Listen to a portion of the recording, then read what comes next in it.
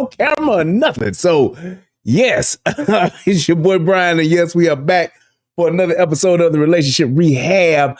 I'm so glad to be here with you all on tonight. Yes, I said on tonight, like they say in the church house, on tonight. I'm here with y'all. So we are going to have ourselves a funky good time like we always do. And I am going to do something a little different if I can get this to work and I can move on. There we go. Change. Yes. And then it should let me select. I don't know. Sometimes it's like when I do the chat, it like works perfectly. And then other times it acts funny and I gotta like do it a few times. There we go. All right. Yeah. But I'm gonna do something a little different tonight. I normally do a monologue, and talk about something. I learned that from my boy Tommy. But I normally would talk about something that's going on in the world. But on tonight, I want to talk a little different. And before I start the show, I want to actually dedicate, if you will, part of this show. Hold on, where is my other? There we go. I want to dedicate part of this show to someone that is very, very, very special to me.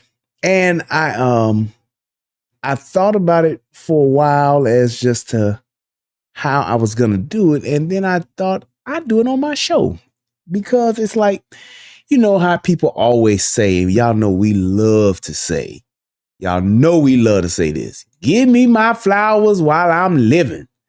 So, in that same fashion and being true to that very saying, I am going to do that on tonight because after I thought about it, I realized that it's something that I've done, but I didn't do it enough and I didn't give it its just due. And one of the things that I love about doing this show and having this platform, it is the fact that I know that this will live on past me. And I know that it will be one of those things to where it's here forever. You know what I'm saying? I get that aspect of just doing YouTube. And, a lot of people are afraid to do it. And to some degree, I still am. But I don't have fuck you money, which is why I don't just do it. But until I do, because it's going to come one day soon, speaking it into existence, speaking into the universe. But with that being said, I do want to just take a minute to talk about somebody that is like extremely important to my life. And y'all gonna have to give me, I'm gonna set my 5 minutes and put it on and let it go. And we're gonna do the damn thing. So this person that I want to talk about real quick is, and I know a lot of people trivialize the word uncle. And it wasn't until my uncle expressed to me how important and what the word uncle meant. And my uncle, more specifically, my Uncle Chubby, he is probably one of the most impactful people in my life ever. He has been there for me and been in my life since I was a baby, since I can remember, of course, but he's always been present as an uncle. He has never not answered the call. He's never not been there for me. And he taught me so much about the importance of family and what it is to be a man. Hands down, my favorite uncle. Love him to death. I know that he would do anything in this world for me, literally. If he can do it, he will. If you need him, he's there. And he's not just that kind of uncle just to me, but he's that type of uncle to all of his nieces and nephews. I think I'm his favorite nephew. I'm just going to say it because it is what it is. I'm his favorite. But that's just me patting myself on the back. I'm his favorite nephew. But whatever. I'm sure there are plenty of other nieces and nephews that would beg to differ and argue with that. But my Uncle Chubby is definitely just the true definition and one of the examples that I've had as a man, and just what it means to truly be an uncle. So many firsts in my life that are like milestones in my life. My uncle was there. So many things that a man experiences being a young man, my uncle did it for me, introduced it to me. Yeah, he way better than Uncle Phil UFO. But my Uncle Chubby, man, has he's one of the few, and especially, after my father died unexpectedly, he stepped in seamlessly, like just like that. When my dad died, to be that surrogate father for me. Always there, even though I was a grown ass man, he was there as a father figure for me. Even, and I can even say I've seen him. He's done the same thing for my cousin Corey. When he lost his dad, my uncle Kevin passed away.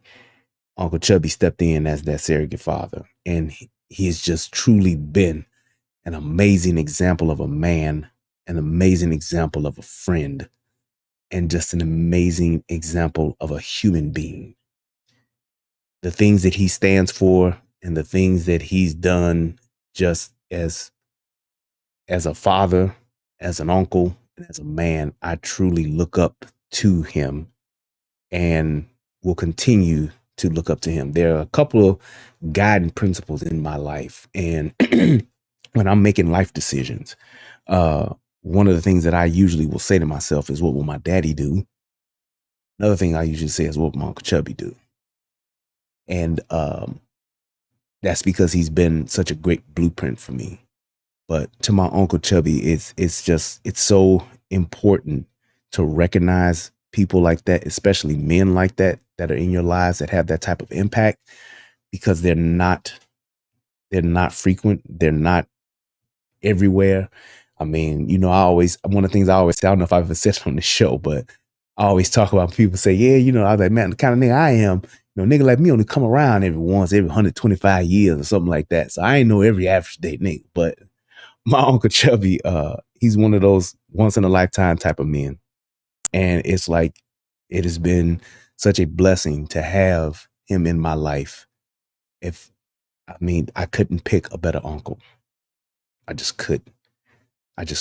I mean, man, I would do anything for this man, and I'll do anything this man tell me to do, because of the respect and just the love and the reverence that I have for him, and the honor above all that I have for him. So I don't know if my Uncle Chubby watching this or not, but to you, Uncle Chubby, I love you, man.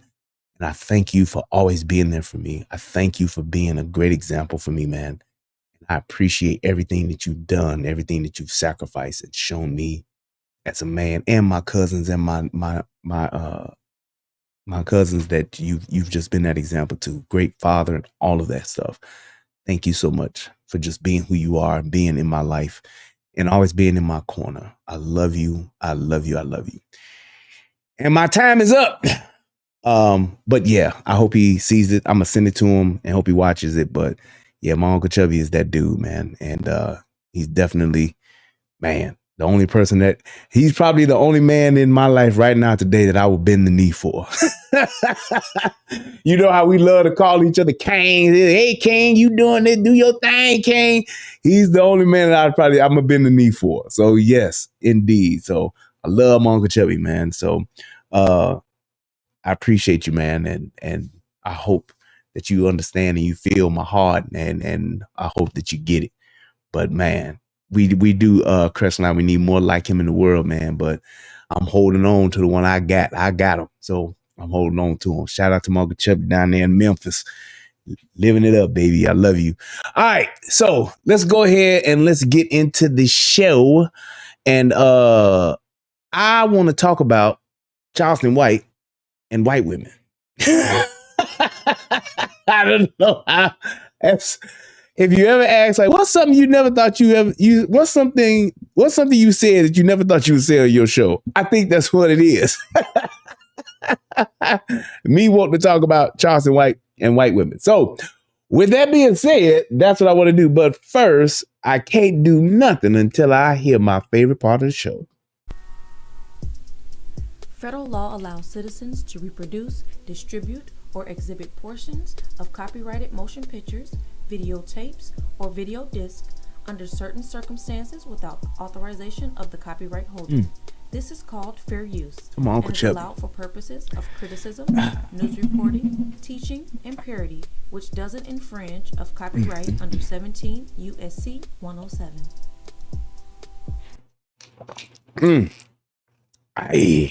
All right, so when it comes to, he said Charleston White be wild. Yeah, man. He's a true definition of a character. Like that dude is like and it's like he said it plenty of times, but it's like he's a true character. Like he's admitted, like, yeah, I'm a character. Like I guess, but it's just one of those things where you never, I've never thought to say, hey, I'm gonna be a character. I don't know, but it's working for him, I guess. But I guess more so not necessarily him per se talking about this, but the content, and then the context in which this was actually discussed is what really intrigued me. And it made me want to have this conversation I'm having today about the age-old question of, the differences and what it is that not just athletes, but men in general that are of different races other than white find in white women. And it's like, we talk about it all the time, and a lot of black women are truly just, they talk about it, but they're more so upset about it to some degree.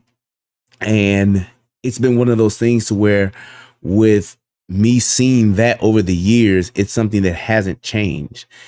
And what he says really, like, I agree with some of it, disagree with some of it. And it was like, I thought that this would be a great thing to break down and just discuss.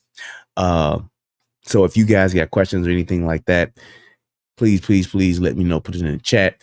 But this is, I think, something that needs to be talked about for the sake of having a conversation, because we don't have this conversation or this type of conversation, I think, around the right people to where they can actually like hear this conversation. So it's like I want to kind of keep this kind of short. I want to try to stay up under an hour, but yeah, I guess I need to go ahead and get started if I'm going to do that instead of still running my mouth. But I'm looking at the stream and I don't know if this is right or not. I don't know why I'm seeing this. It's kind of weird. Like it's not connecting. It's connected, but it's not in like real. There we go. It wasn't in real time. That's weird. Okay. All right. And then where's my chat? Okay, there we go. Good. All right, cool. All right, I just wanted to make sure that was good because I definitely didn't want to stream this in and be something wrong. And yeah, so Rumble's good and United Guns is good. Okay, we good. All right, y'all. So without further ado, let's go ahead and let's do this. Opportunity and the chance that he's been given to get out on that 15-year and then come home, nigga, and go to booming how you were booming. Hold on. Yeah, it's about to come up. I want to go back to jail. So it's gonna come up in a couple minutes. It's like usually around the 105 mark. Tyreek Hill, NFL player. You know who he is? Here we go. He's like the fastest NFL player right now. Yeah, plays for the Miami Dolphins.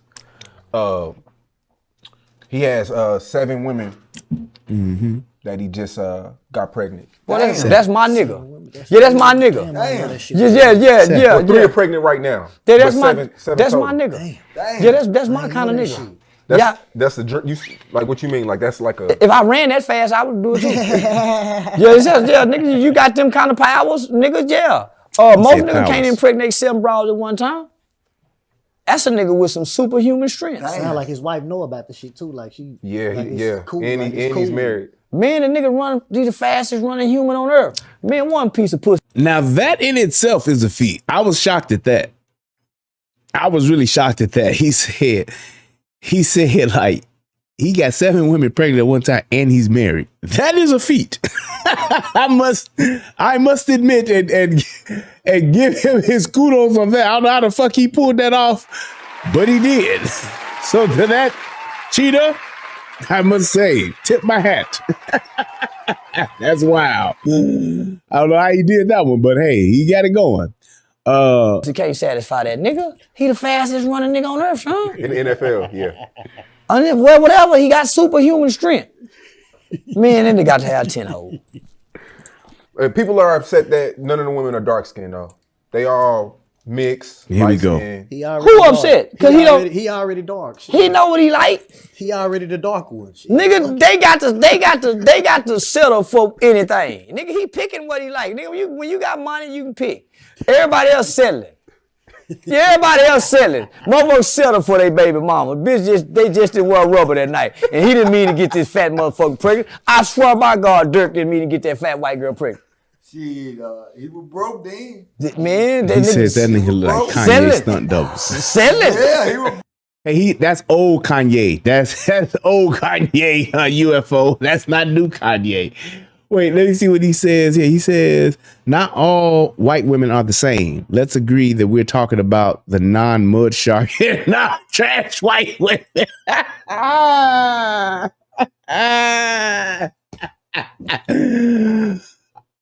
have to say, Jeffrey, I understand your statement, but you have to, here's the thing though. There is a certain aspect when you're talking about the non-mud shark, non-white trash, there's still a difference between the mud shark and white trash women when it comes to comparing them to black women. There still is there still are some differences and some things vary between those two. So it's not just as cut and dry and to say, oh yeah, you know, that's just what it is, and there you go, and then they're fine. Nope. There's still a difference between a mud shark and a what we would call trailer trash white woman. There is. So I get where you going, and yes, there is a difference, but that's with all women though. I mean, there are some black women that are, I mean, like night and day. I mean, they're totally different. And I'm speaking specifically about dark-skinned black women. There are some dark-skinned black women that are very feminine, that are very polite, submissive, and all of that. There are some like that. It ain't that many. It's only about 0.00003%. But yes, there are I mean, when you just look at our women, you have those women that I just explained, but then you have those women that are those black women that don't come from money per se, but are middle to upper middle class. They're different. They are different. And then it's not that many of them, but then you have those ghetto, ratchet, hood rat, black women, dark-skinned black women that are like that, black women, period, that are like that. And those are fucking breeding by the multitude. Those are being bred in large numbers, which is the problem and has been very problematic for us as a race. Human race and black folks. I'm just saying it has been. So that's what I'm trying to really dive into a little bit, just to like break down that part, because I think that's where the problem is. So, but yes. Bro, selling, I told you, man. Man, shit, man. Yeah, when you get some money, I'll pick and choose. Yeah, so shit. Yeah, got it. Oh, let me get this kind of money. They gonna be saying that about me. But it seems like most athletes, when they, you know, LeBron's one of the few that stuck with a black chick. Most athletes, they want the mix of the white girl. When you step back and look, most athletes, that's what they choose. Why is that? Why can't we stick like they say in the NBA within the next 20 years, most NBA players are going to be light skinned. Because Tyrese Halliburton's and shit. exactly. Mulatto Jason niggas. Tatum. Zach Levine. You see what I'm saying? Do you feel like that it's because of the NBA, or do you feel like that it's because I'm finna tell you why. They look the most natural. If the dark-skinned sisters pulled off the long shoulder-length hair and brought back they look the most natural. The light-skinned girl with the weave hair that hang down her back, they look more natural. So what do y'all think about that? Do y'all agree or disagree? Personally, I totally disagree with that. I don't think it's just because they look the most natural. I honestly, truly think, and here's the thing. This is something I was actually talking with some friends of mine the other day about this. That was yesterday, actually. Based on your age, based on your level of wealth, that and in some instances based on your power, your level of power, that or the amount of power that you have, that gives you options. So it's like the options that you have, you tend to exercise those options, which is naturally so. There are some people who don't, for whatever reason, but in general, most people will exercise the options that they have. It's just like when you look at young women today. Young women today, one of the biggest reasons why young people are not getting married today, because young women have so many options. Repeal the 17th. But I'm just saying, but they have so many options. And the older they get, they have less options. And that's why it's a stupid thing, because if I have the time that I have the most options, I would set myself up for the best win, for the best situation or the best scenario possible. But they have the most options at a young age. So that's why most young women have what you call hoe phases, hot girl summers, doing me. Basically, most women in their younger years ride the cock carousel as long as they possibly can, because it gives them more options, gives them more access to different things in life. Access to money, access to certain levels of society. They get access because of their youth and how they look. Now, the problem with that is they're not smart enough to set themselves up for longevity, for the win, because they know, even though they don't acknowledge it, because most of the young women, most women today are delusional to some degree or another, but they don't plan that. It's just like how when you're young, like, and one of the things I learned, but I learned it as I got older, but as a young person, financially, it makes sense for you to invest in the S&P than it does for you to try to take a long shot, risky gamble on a new stock or a new IPO. If you're looking for long-term wealth, if you want to retire and you want to have a very nice stock portfolio, one of the aspects you should have, and like I said, this is something I just learned within the last maybe 3 years. But one of the things that you should invest in is the S&P 500.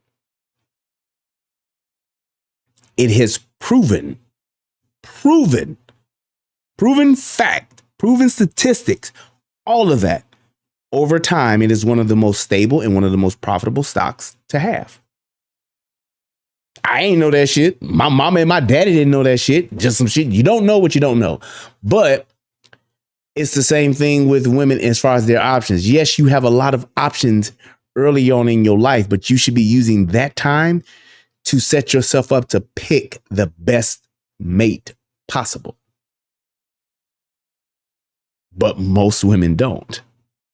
Especially young, attractive black women. They not only don't, they won't. Them bitches will have babies and all that, but they will not pick a husband. Because here's the thing, and you think that you're missing out on something that you really don't. You ain't missing out on really nothing, but they think that they should be doing what it is that they're doing, which is basically sleeping around, getting flued out, not realizing that they're wasting away they're wasting away their most valuable asset. When it comes to picking a mate, when it comes to the sexual marketplace, they're wasting away their most valuable asset.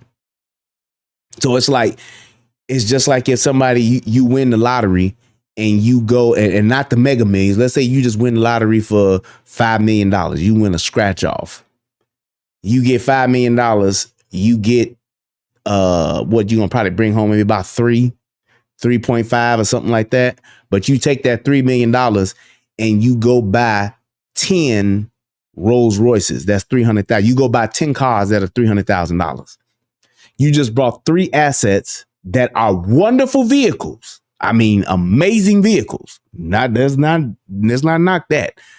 $300,000 car is usually gonna be the shit, but they are all 10 of them. The moment you drive them off the lot, are now liabilities and depreciating assets. You could drive a different $300,000 car. You got 10 of them. You could drive a different car 10 days. Every 10 days, you can be in a different car.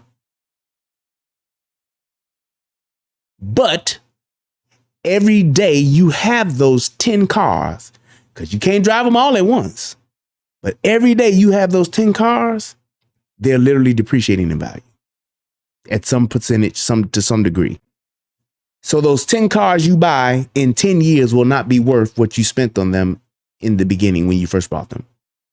So that $3 million or $3.5 million that you spent on those 10 cars, when you go back and let's say you wanted to sell those, you might get half of that. Less you're going to get, no, actually not might get half. You'll get less than half, maybe 40%. Just because, $300,000 could be exclusive. It could be a limited edition, whatever the case may be. But that's how a lot of young women are today. The attention you're going to get from that fancy car, the fun and the excitement and all of the wonderful things that it is to have that type of vehicle, it's still a depreciating asset. And in 10 years, it won't be what it was the day you bought it. That's what most young women, especially our women, do with their sexual marketplace value.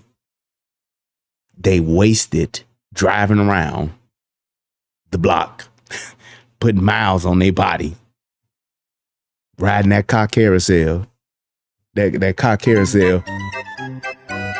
Wee, wee, wee.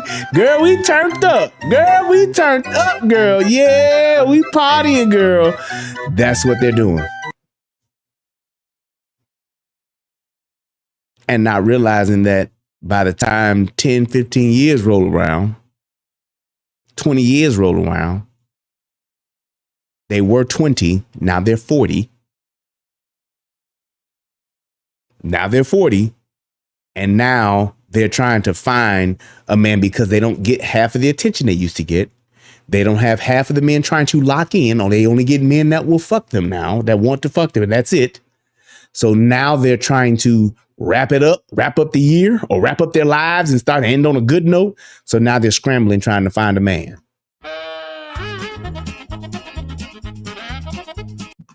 That's what they're doing. Running around fast as hell, like in the Benny Hill show at the end, trying to find a husband 40 years later. And in most cases, more than 40 dicks later, this is what they're trying to do. Fourth quarter, 2-minute drill. trying to find a husband.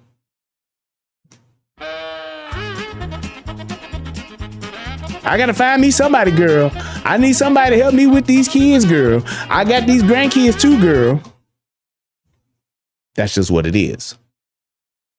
So it's a thing to where you look at what they're doing with their youth when they have a much higher sexual marketplace value. And it's like, that's where you should be trying to lock in, for the most part, your husband, so that you will have the best possible option available to you will be at that time. Between that age of 21 to maybe 26, that's when you're 20 to 26, roughly around that time. That's when you should really be trying to lock in, but these bitches ain't trying to lock in because they too busy trying to pop out. They're too busy trying to pop out. That's just what it is.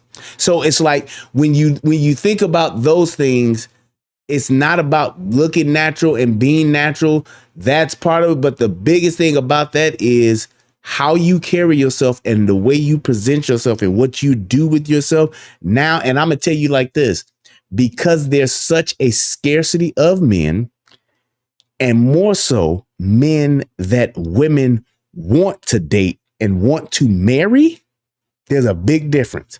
A woman will date just about any type of nigga. But getting married to a man that they can respect, married to a man that they want to be with, really want to be with, hey man,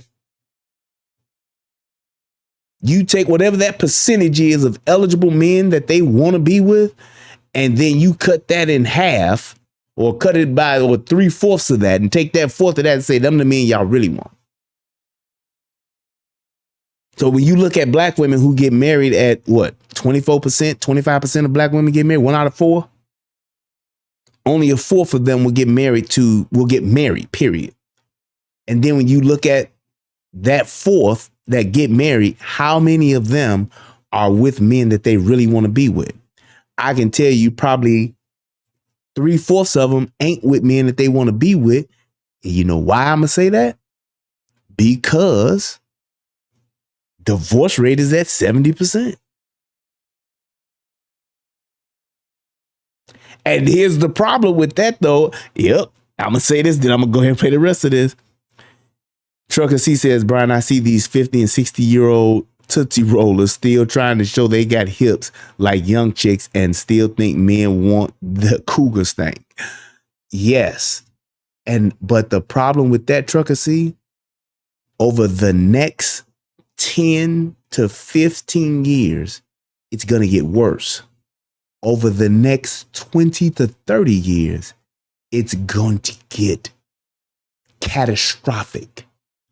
Because now I will be 50 in 20 days. I'll be 50 years old in 20 days. It just started in my generation. It's not, and I'm going to tell you like this. I can tell you there's so many women from my graduating class that aren't married, that are single or divorced. I'd say only maybe a couple of them is widowed, but single or divorced, never got married. I had some people over the past maybe 2-3 years.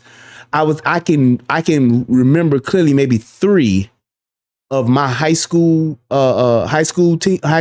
classmates that got married. And it was at the end. And the reason why I know that is because they were like, we got a Facebook page and all that kind of stuff, but they got married and they went to the same school. So they, after all of these years, they found love and found each other and now they married. That happened to like 2 or 3 of my classmates over the past couple of years, 2-3 years. But the majority of those women that are in there, they divorced or they ain't been married. And it started with my generation. Dude, by the time I'm 60, 65, 70, it's going to be an epidemic as to how many old women are alone and dying alone. old and dying alone. And that's going to bring about desperation. These women are going to be finding any kind of man. A man, they gonna want any kind of man just for companionship alone. Even if they man be like, I'm not gay no more, I am delivered. They're gonna be like, come on, I believe in the Lord. Now I just got saved. I'm 65 and yes, I just got saved, but I believe it. I'm telling you. So you say you a decade behind me, Trucker C? I'm telling you, dude. It's going to be so bad. It's going to be, that's my boy Preem right there. He said, we're in that phase now. They taking what they can get. Yes, and Preem is definitely younger than me. I'm telling you, by the time when my man Preem, by the time him and Trucker C, by the time y'all 50, boy, it's going to be ridiculous. And it's going to wind up being a bunch of women taking, like he just said, taking what they can get, dying alone, or they're going to literally just be roommates. You're going to have so many of these women that are just living together for companionship because I don't want to, I don't want to be alone. Shit, bitch, I might break this hip. I might trip and fall getting out the shower and I need another bitch at least to be here. Call ambulance. Yes, ambulance. I'm telling you. So it's like the trend and what we've been seeing, we are really about to get the fallout from that is about to start taking place. Yo, you jokey boy production said, I'm 26 years behind you. Boy, by the time it get to you, man, please. And all it's gonna do is this. A lot of people think, and a lot of women probably think that, and you would probably maybe try to rationalize this and say, well, if I'm getting old and I'm not married, then that means it's men that's going to be old and they're not married either. So then we would just be able to just cohabitate. Because the older men get, their options in a lot of instances increase. Because of the things that are attractive to women, men will still possess at that age. Most men begin to make the most money in their lives starting at around 45, 50. That's when they start to make the most money in their lives. Unless you are a rapper or football player or entertainer or something like that. But even if you are, whatever job you in, you make the most money. Even if you're a doctor, if you're a lawyer, you may have money at that time, but you are making even more money the older you get. The older you get. So therefore, to what age group is having money attractive to? Younger females. Because just like them old hoes, when they was young hoes, they was going after what? The niggas with the money. That nigga that got that boat, that got that yacht. That's balling, if you will. That's an old school term, but I'm just saying. He got it. That's who they was going after then. Even if he was older, they didn't care. So it's like, if you making money and the better you look, the even more options you have. I can tell you right now, for me, and thank God I'm married, I'm making the most money I've ever made in my life. And from a health standpoint, I'm the healthiest I've ever been. Once I started going to the gym with COVID, when COVID hit, I'm in the best physical health I've ever been in my life. Most men are in that position. The older we get, the less money we just spend frivolously. So we have more. By the time, and I started having kids late. Had I had children in my 20s, my kids would be grown now. I would be spending money on my grandkids, and that's it. I'm one of the few men who had kids late in I was almost 40 when I had my kids, when I started having kids. So it's like those are the things that take place that make things different for men than they do for women. Yes, a woman will be able to find dick anywhere. Woman could trip and fall outside and find some dick. Companionship and find somebody that's going to be with their ass, that gets a little tricky. So let me go ahead and move on. Sister that got it all the way down to her knees and they in dread, that don't look natural. They look more naturally appeared than the sister that's trying to look appeared. Especially at that level. Nigga, I want. And here's one thing too you can say about that when he's talking about the women and how they look. Black women who are to a large degree jealous of white women, they tend to, what do you call it? I'm not going to say accessorize, but the things that they use to enhance their bodies or their looks, even though a lot of times it makes them look ridiculous, they enhance that and it's modeled after white women. Putting 39 inches of red yaki in your head. There's no white woman that does that, but that's what they do. And even like with that whole color thing, the black women that wear the neon greens, the hot pinks, the fuchsias, the blues, the what's that other, the purples, all of that.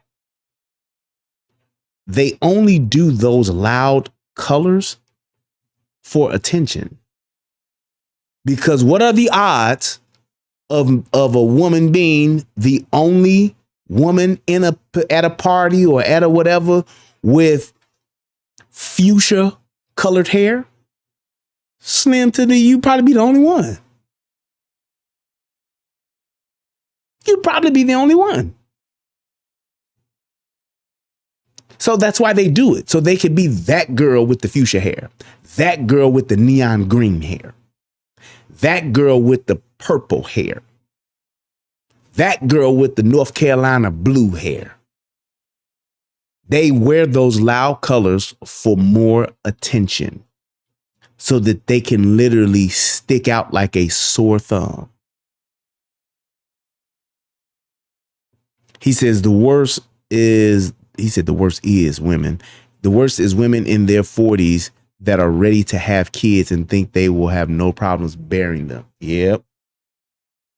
Gothic white women wear those colors for certain occasions, mainly, not all year long. Here's the thing about white women. Gothic white women, white trailer trash, white women, whatever the case may be. Those women that wear that, they can go back to their natural hair just like that. Just like that. Our women, how many, and let me just say this too. Don't y'all, and men, y'all start saying this. Just like how we say there's no such things as chicks with dicks. It's not. It's only guys with tits. There is no such thing as a protective hairstyle. The women that tell you they putting weave in their hair, they wearing these glued on wigs and all of that shit to protect their fucking hair, protecting it is, the shit is non-existent because they wear the shit and the shit literally damages their hair. It pulls their hair out, makes their fucking hairline recede. And the other part of it is if you put a grill cover over a grill to protect your barbecue grill from the elements. However, when you use your grill, you do what? You take the fucking cover off. You have an expensive sports car or an expensive car that you keep and you put a car cover over that vehicle. You keep that cover on that vehicle until when? Until you're ready to drive the motherfucker. Our women don't drive their natural hair. So what the fuck you protecting your hair from? I don't know, but you can't. They're right. If it was a protective hairstyle, exactly. They would be talking about, nah, I got traction alopecia. Exactly.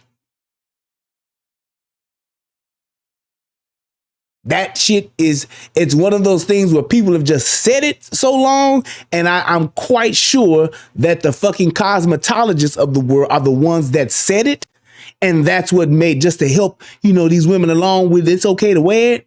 Oh yeah, girl, you can wear that because this is the protective hairstyle. We're going to put these 32-inch box braids in your hair because that's going to protect your hair. Protect it from what? Protecting it from the heat, protecting it from breakage. These box braids is breaking my shit off. That's why my motherfucking hairline is back here now. That's why I got to get tattooed baby hair on my fucking forehead. So don't let motherfuckers, we got to stop saying that shit because that shit is not true.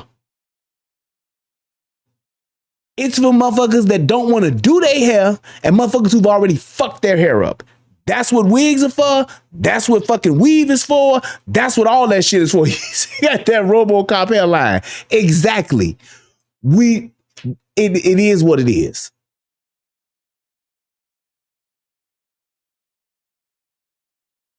Exactly. You put that shit on your head long enough, you will fuck your hair up. It will take your hair out. Here's the thing. Our hair, black folks' hair, it's coarse, it's curly, it's short because it protects from heat. It protects from being out. We didn't have this shit 50 years ago. What the fuck was back in the day, if you wore a wig, you had your hair up under there with them Sealy braids and you put that shit over your head because you didn't want to do your hair. It wasn't that your hair was in trouble. It wasn't being protected. You got to put a wall up around it. That is not what was going on. So it's like you have that shit in your head because you didn't want to fucking do your hair, or your hair was so fucked up because you didn't take care of your hair that's why you did it. He said, sisters going to the salon, like, I want that RoboCop special. Now they going to the salon saying, I need that 62-inch Yaki you got up on the wall because I got this RoboCop. Girl, I need something to cover up my RoboCop, girl. Look here, girl, we going out on Saturday. Well, look, I can't go with y'all if I don't go get my RoboCop taken care of, girl, because these box braids have got to come out. They've been in here for 5 weeks. Girl, my hair smell like fucking feet. Fuck is you talking about? I can't be out in the club with that shit. I done went from putting braid spray on my hair, girl. I'm having to put Febreze on my hair. People be at work talking about my motherfucking hair. Girl, I was at work. Look, girl, I was at work the other day and I had I had to put some Febreze on my hair, girl, because I was sitting in the little break room and it was like people was coming in and out of the break room, but it was like people was walking by me and people was like, God damn, what the fuck is that smell? Oh my goodness. Smell like a motherfucking locker room in this motherfucker. And I was sitting there, girl, and I was doing this, and I just put my hand like for real, and I smelled it. And that's when I said, let me run over to this CVS and get me some motherfucking Febreze and put this shit in my head. Girl, I was in the bathroom with that Febreze, putting it in my head, girl. You motherfucker you would have thought I was in there cleaning windows because I was spraying that motherfucker shit like some Windex in my shit, like squeaky, squeaky, squeaky, squeaky, squeaky, squeaky, squeaky.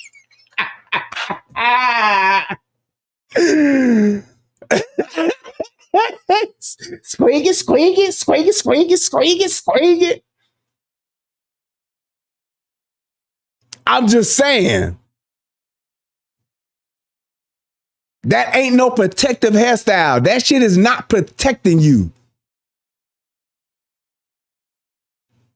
That motherfucker said, he said, but rehab, I work in corporate America. I have to put up with that Wookiee weave. That's fucked up. The Crown Act was just something to set us back. The Crown Act was just as bad as them motherfuckers talking about Ebonics.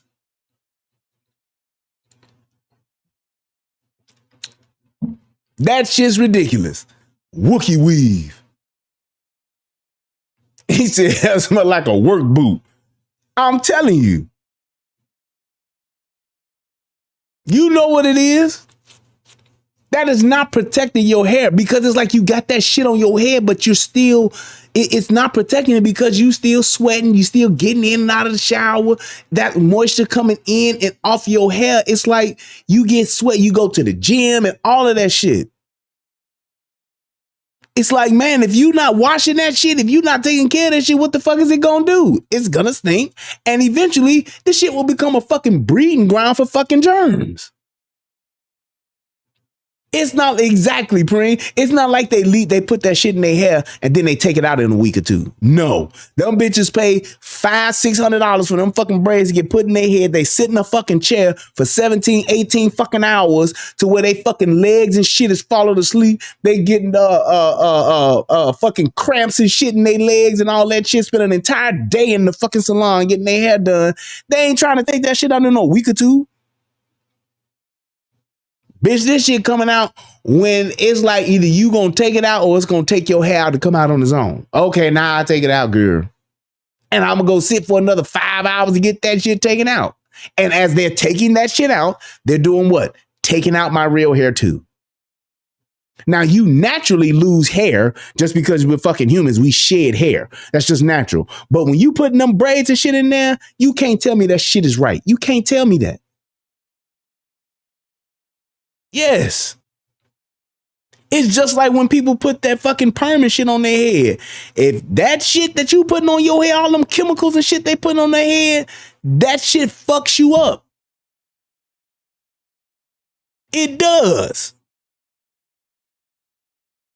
And the whole point to this is, as me saying this, because I know there are a lot of women that will get offended by that, and a lot of women will be like, yeah, but y'all men like it. I promise you this. There ain't shit that a man likes on a woman more than pussy. If you have a pussy, anything else you do with your hair, naturally, trust and believe it won't be a problem.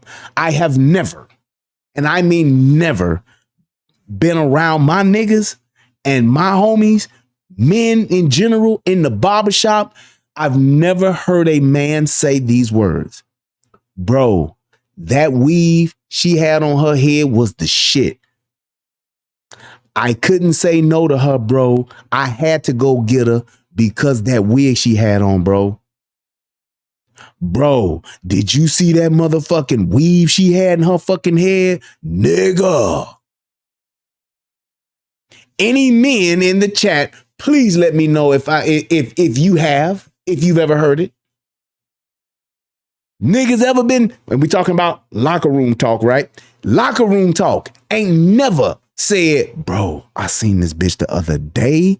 Her motherfucking yaki nigga was on point. My nigga, let me tell you, did you see that bitch that had that motherfucking weave on, nigga, the other day? Never. Never. So that's not it. Y'all doing that shit for y'all. Y'all doing that shit to compete with each other, and y'all doing that shit to try to compete with women of other races that have long, straight hair. Anything else you doing to your hair? Box braids and then micro braids and tether braids, whatever the fuck else you want to call it, braids. That's some shit y'all just doing. Switching it up. And yes, I'm old school. I like natural hair. I do. I just do. That's just how I was raised. Hey, that's my flavor. That's my style. But you have to look at the fact that what y'all have done to y'all hair over the years. Has it worked out for y'all benefit?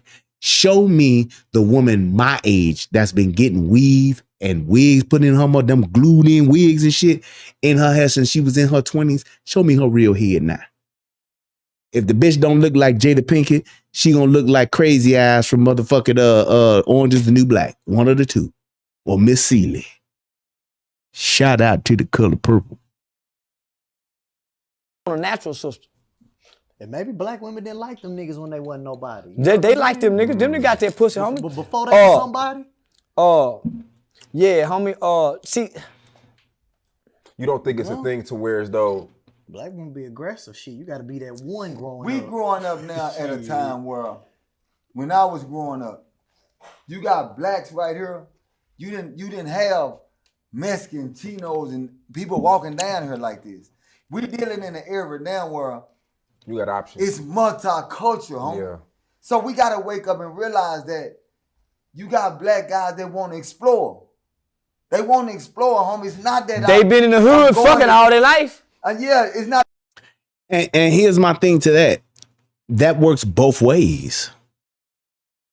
So because of the internet, because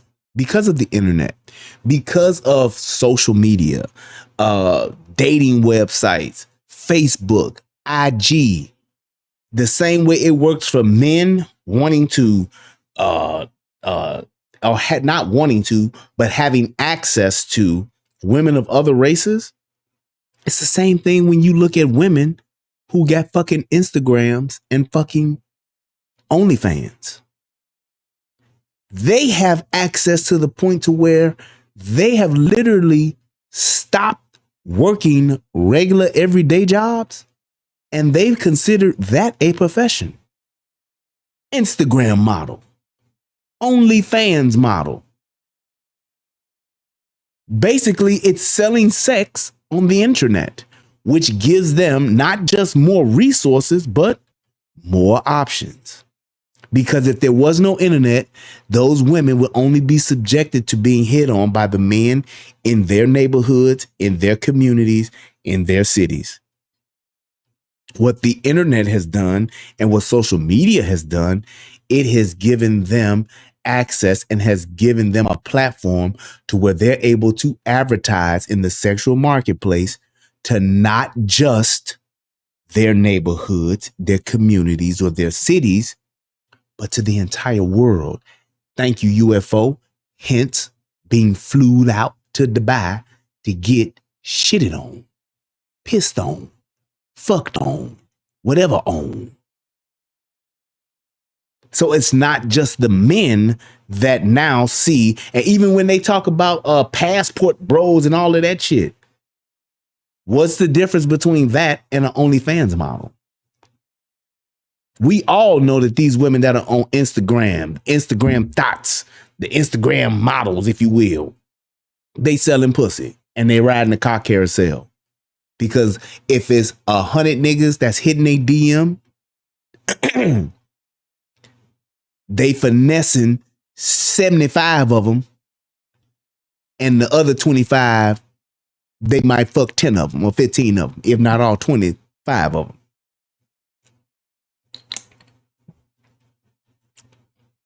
When you look at how men today aren't having sex, like actual sex, what are they doing? A man that's not having sex with a woman, he's still getting off. What is he doing? He jacking off with his phone, jacking off at his computer, jacking off with his iPad, wherever the fuck he is, because he don't have that readily available access to women. Whether he's a fucking simp, whether he's a fucking nerd, whether he's a fucking fat, lazy, gaming bum sitting in his mama's basement, he don't have access.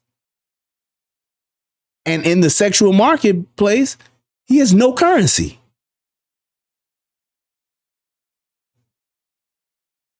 He has no currency.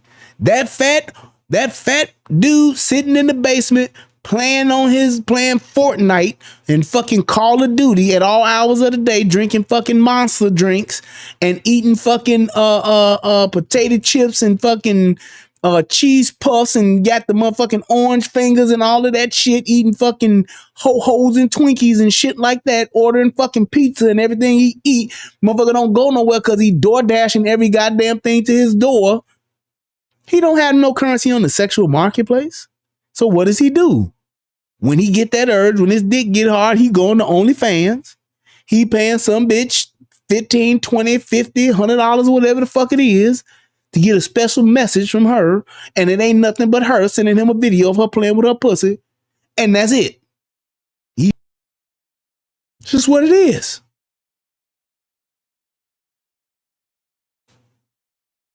So it's like it has worked both ways. My thing that I don't like about it is that it's drawn us further apart, and we have lost more value in each other because of what the sexual marketplace is today and the way that it's been pretty much perverted to some degree.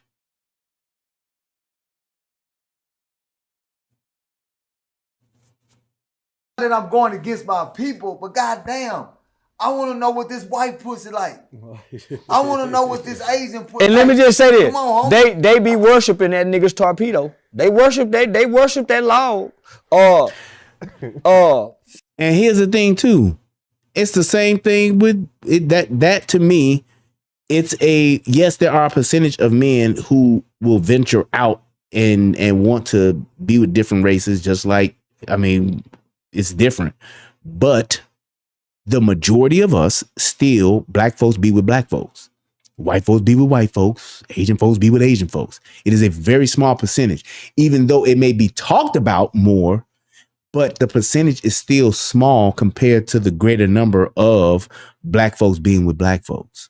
It's way more black folks being together, way more black love existing than it is mixed race love existed.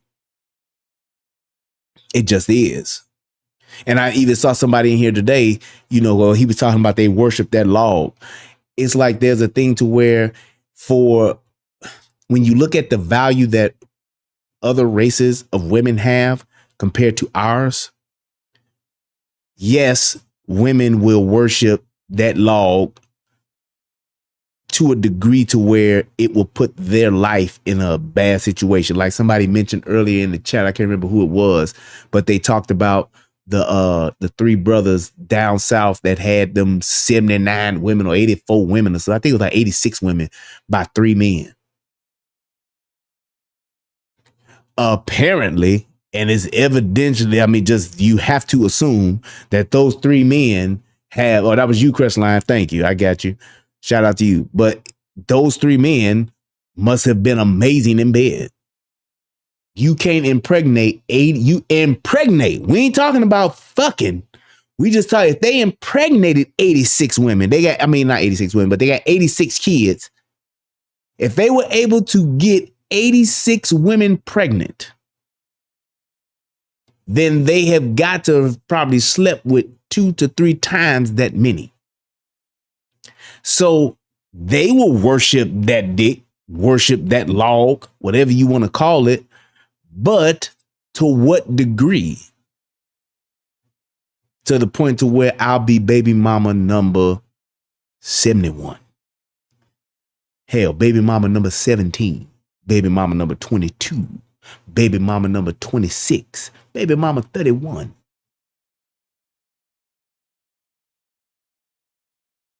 And it's not the thing to where, and Trucker C says, well, I think our sisters get dickmatized more easy than most for some reason. I will agree to the point to where they get dickmatized because for the sake of having dick. Other races, they will worship that log or get dickmatized to be with that person. They're more so concerned with locking in with good dick as opposed to just having access to good dick. And I'm saying that to say this. How many times do you see black women saying, girl, he got some good dick, I gotta marry him? You don't. They just say, he got good dick and I just want to be able to have access to it.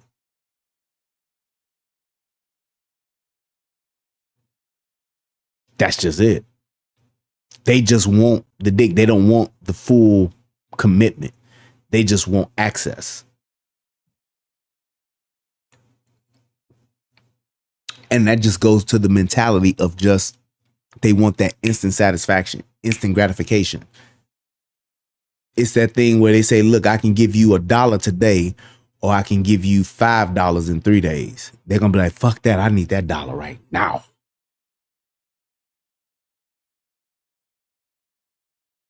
I need that dollar right now, nigga. Fuck what you talking about. I'll worry about tomorrow, and I'll worry about day 3 and in 3 days. Give it to me now. That's just the mentality. The sister is used to being worshipped, right? So in the bedroom, she's the golden calf.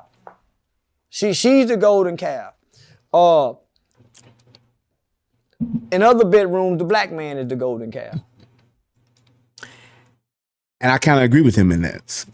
When you talk about just when it comes to, it goes back to like the value that our women find in us and the value that other races of women find in their men. And even more so, is include us too. They look at the value of having a man. Our women have been taught and have been socially engineered to think, I don't need to have a man.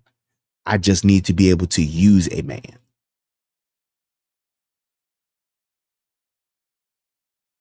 Let that sit there for a minute.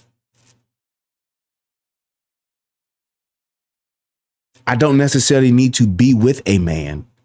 I just need to be able to have access to that man when I need to. Whether it's for dick, whether it's for attention, shout out to Tommy Sotomayor, dick and attention, or whether it's for resources. I need to get pregnant by this nigga because he got money. And if he got money and I get a baby by him, then I can get money. Sounds fucked up, but that's the reality of it. I need to have me a baby, period, because if I have a baby, I can get money from the state. That's a resource. I can get a house. I can get an apartment. I can get some type of food. I can get so much if I could just have this baby. So they look at men, they look at us as an ends to a means to an end, rather. So I can say, well, if I ain't got shit, let me have a baby so I can at least get something. I can get some shit. UFO says, when my ex grew tired of being married for love, she sought out someone willing to be a debt slave to provide excess things for her. Yes.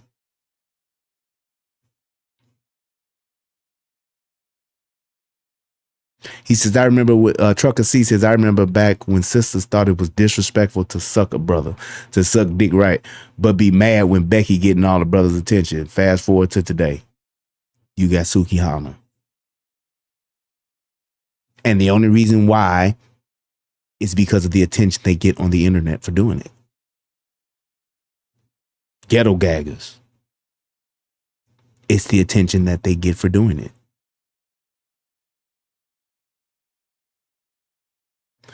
Took me a while. He said, damn. UFO says, took me a while to figure out what she meant by what she meant by when she, well, what she meant, I guess, when she was doing by, wait, what? What she meant by she was doing me a favor by splitting us up. So he said she told you she was doing you a favor by splitting y'all up. Hey man, that statement in itself validates my point.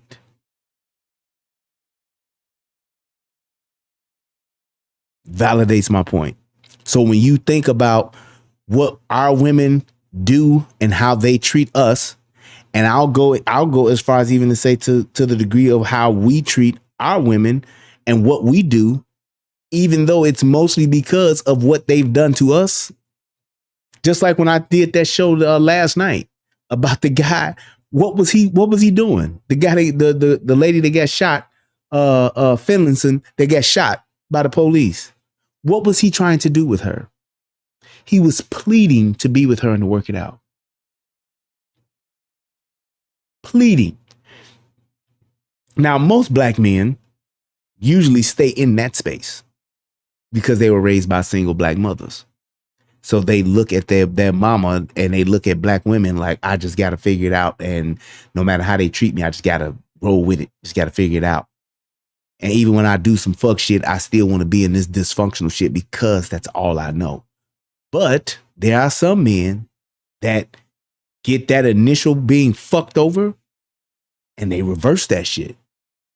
There are some black men that don't want to be played. You ain't gonna play me. And you ain't gonna play me and get away with it. And when you have that, that's when you have them dudes that just don't give a fuck. And don't let them be that dude that got that mentality and they can lay pipe. Because that's why you have 3 dudes with 86 kids. You don't think it's a characteristic thing to where when men get money, they want to stay away. They want a white chick because white women may let them do whatever. Hell no. You don't think so? Sean, you know we've been fucking white That's girls bullshit. since elementary. You know why we fucking white girls. Niggas just let all us fuck. They And here's the thing, too. I disagree with that whole letting us all fuck. Boy, we all know, especially niggas in the hood, know the girl or girls or group of girls that, what did we call them back then? Bust downs, let you run a train, whatever the fuck you want to call it. That ain't true. But the other thing, what he was saying in the first part of just saying that white women let us get away with more. Nope. And here's the big difference. Tune in, black women. White women have learned the value in being feminine, being submissive. White women, Hispanic women, Asian women have learned the value in being feminine and submissive.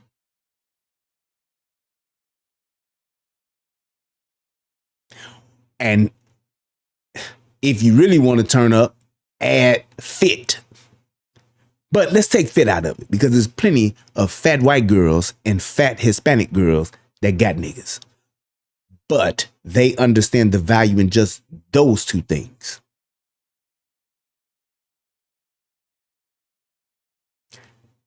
They understand the value in those 2 things. While black women look at those 2 things as weakness.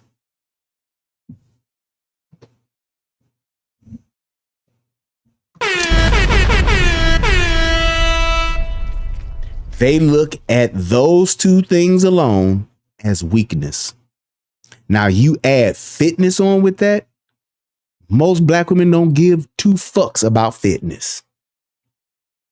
Because a black woman can't never be fat. They just get thick.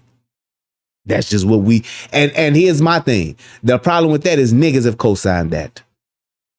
Niggas have helped that. Simp ass niggas who just trying to fuck have co-signed that shit over the years. They started that thick shit back in the fucking 90s, and it was one of the dumbest things niggas ever did.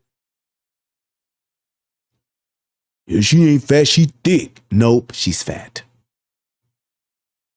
She may carry the weight in a shapely manner, but nevertheless, she's fat. A woman with 52-inch hips, 68-inch hips, there is no thickness to that. That is fat. How she's carrying it, you may like it, but nevertheless, it's fat. It's obesity. That's just what it is. And it's like, I say that because it's true, number one. But the other thing is, men don't get no kind of grace like that. A man is either fat or he not.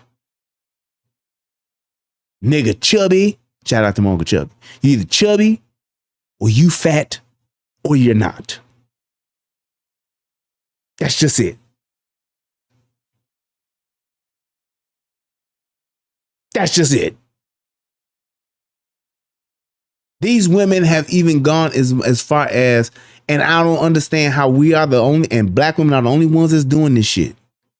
We'll be fat as fuck and we'll go and get a BBL. So bitch, you already motherfucking 180.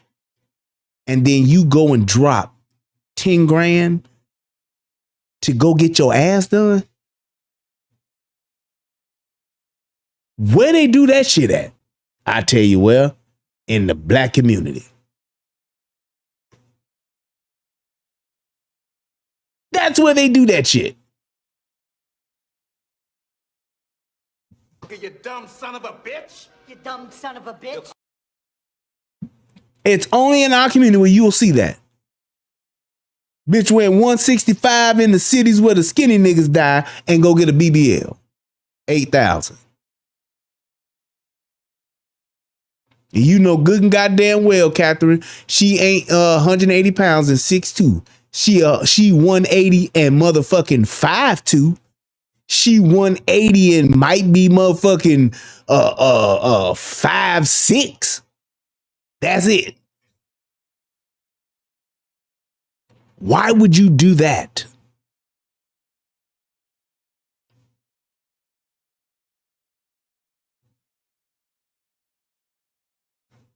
But that's what it is. He said in the 90s, thick meant curvy, big breasts, slim waist, curvy hips, and thick thighs. It didn't mean fat. Fact checks have culturally appropriated the word thick. Nope. We was calling motherfuckers thick when they had guts. If you got a gut, you ain't thick. And just when you look at the average weight, and I'm not trying to say that's the white women's European standard of being she being fat or not being fat or being skinny. You take your average woman that's, I don't know, 5'5". And if she's 130, she's probably close in her weight class, depending on how she may be shaped or whatever. 130, okay. She hit 145, she would be considered overweight. 155, 165, 175, you fat. Because you say the same thing about a nigga. You look at a nigga and that nigga is fucking 5'10" and he motherfucking 245, that nigga's fat. 265, that nigga's fat.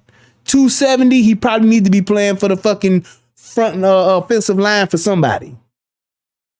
Insert team here. Just saying. Come on, my nigga. Come on, they gonna do what, they'll do what Keisha ain't gonna do. Boy, stop, don't do that. Don't touch my butt.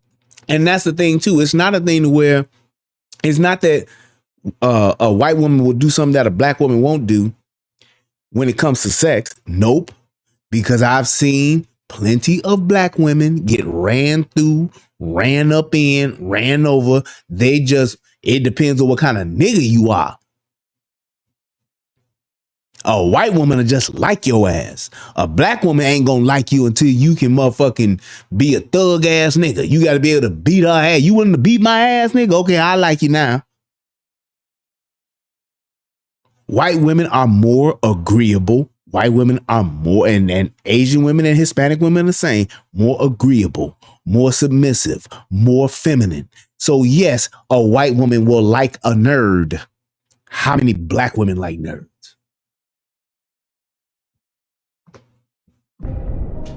I'll wait.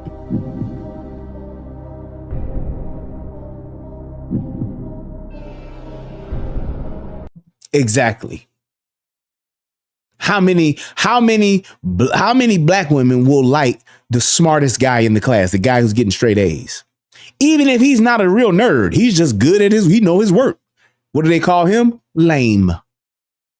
Because the nigga that's getting straight A's in class, they ain't looking at him because they too busy looking at the nigga who's getting straight F's, wearing Jordans and Jabot jeans and getting motherfucking sent to the office every day. Because they dumb as fuck and ain't doing no work. They like that. So yes, when you talking about white women or Hispanic, well, more so white women giving up the pussy more, that's because they will like a motherfucker. I know this sounds strange. They will like a motherfucker just because of the person they are. They, normal things like we have things in common. He likes playing Fortnite and so do I. He likes board games and so do I. Fancy that. Fancy that. And then you'll have motherfuckers say, well, yeah, see, you can run over a white woman. Niggas can be out fucking other bitches and shit, and the white woman ain't gonna say shit. Boy, let me tell you how many black women done took they nigga back, fought they nigga, killed a bitch for they nigga, cause they want that nigga back. Like Michael Jackson, I want you back, yeah, yeah, yeah, yeah.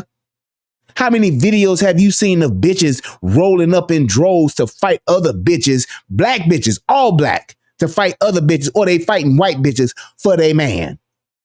Nah, you fuck my man. You was on Instagram and my man's DM, bitch, I'ma beat your ass. Don't make it seem like these black women are fucking virtuous. Got on their chastity belt. Shit, bitch might have a belt on with her name on it to say chastity, because that's her name, or more so Chastiqua, Chastica, Jatastica, Jachastic, Lacacity, Lachacity. They'll have that shit on.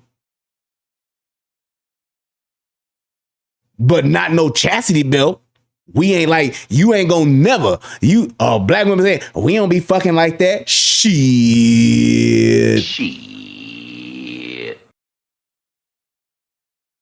Y'all just trying to fuck a smaller group. Here's the thing. They trying to fuck a smaller group of niggas in the hood. All the motherfucking thug niggas and the drug dealers getting all the bitches in the hood. And the niggas that's about or have the potential to be motherfucking either, well, here it is. Let me lay it all down. They either the thug or the drug dealer or the nigga that's about to get signed or go to the league to play a professional sport, or they are a rapper.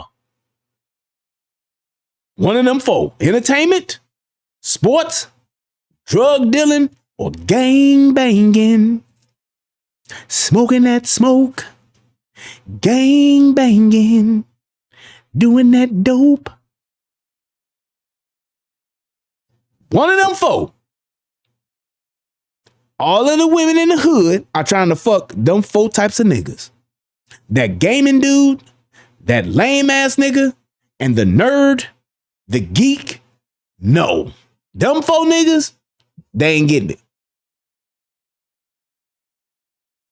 Right, Prey got that Smokey Robinson. Gang banging. Them four niggas ain't getting it because they all trying to give it to them four types of niggas. Because they think that's cool.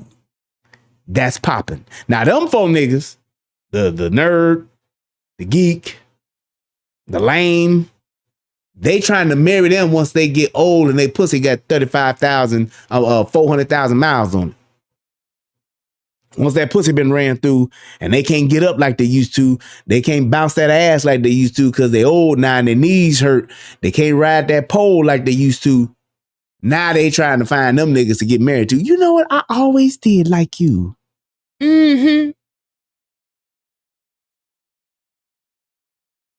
I'm just saying. And I know people might, if you disagree with me, whatever, we can have a discussion, but You can't handle the truth. exactly, George Sparks said that last train leaving. I'm telling you. That's just what it is. When they realize, like, damn, I've been out here in these streets the good years, all these years I've been out here in these streets and I ain't got shit lined up. I'm about to get old. Now they'll try to become feminine. Now they'll try to become submissive. Now they want to cook and suck dick. Now they want to, I just want to have somebody I can take care of. See, I got you, boo. I take care of the house. I clean the house. Now they want to do that. And here's the truth. y'all will find some simp niggas that will still take y'all. Y'all will. But the niggas that y'all really want, them niggas ain't gonna want y'all because them niggas y'all really want, they have access. That's the same age as y'all. They have access to the 20-year-olds y'all used to be, to the 25-year-olds y'all used to be. So that's why you hear women saying, I don't know what they see in these young girls. Shit, I got experience. Nah, bitch, you got miles. When you go to the used car lot, they don't tell you, yeah, this 1997 Tahoe has a lot of experience. Yeah, that 87 Cutlass. Oh man, yeah, it has a lot of experience. You'll definitely like this car. Yeah. That 2000 Corsica over there, that 2000 Corsica got a lot of experience on it, man. Yeah. Yep. Get that motherfucking that 89 Lumina got a lot of experience, sir. Yes, this is one of our most experienced cars on the lot. You ever heard a nigga saying, yeah, man, I want to get me a real experienced car?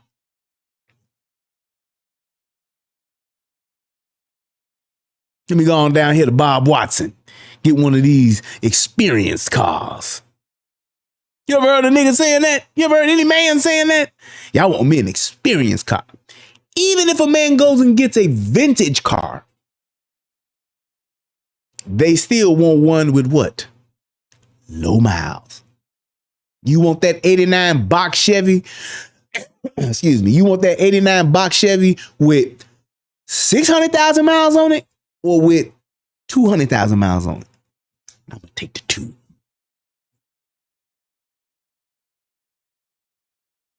That's just what it is.